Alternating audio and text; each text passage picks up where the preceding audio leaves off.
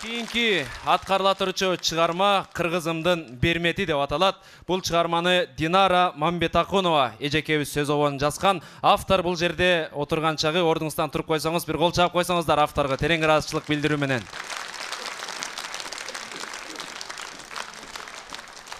Кийинки кезекте дал ушул чыгарманы анда эмесе Гүлүм Касымбаев эжекебиз аткарып берсин. Кол чабуулар болсун.